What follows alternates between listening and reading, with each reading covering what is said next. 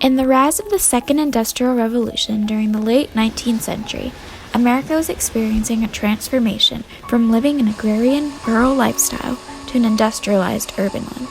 Factories, railways, and industrialized mechanics were at every turn. As industry boomed with productions in coal, iron, railways, and textiles, the Second Industrial Revolution was glamored with new technology in electricity, petroleum, and steel. Power holders in this era witnessed an increased need for workers. This became more and more evident as industry seemed to boom. Many workers and employees included farming families, immigrants from across the ocean, women, and most surprisingly, children. Many factory owners and employers were keen on hiring of children, as they were the most ideal employee.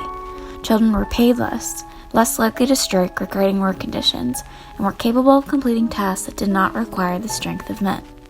Factories needed more hands that would work tirelessly, ones that were easy to exploit.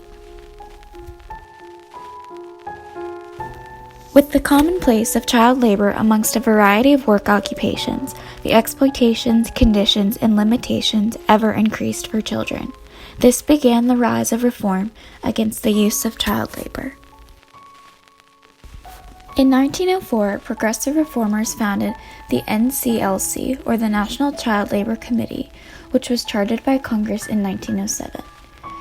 This committee's mission was to, quote, promising and promoting the rights, awareness, dignity, well-being, and education of children and youth as they relate to work and working. In order to promote this exploitation and continuous bargain of child life, the NCLC hired Lewis Hine. Lewis Hine, a renowned educator from Oshkosh, Wisconsin, who had gained popularity in recent years, was born to late Civil War veteran and teacher in 1874.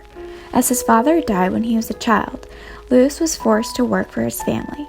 He worked 13-hour days at an upholstery factory for 6 days a week, only to receive $4.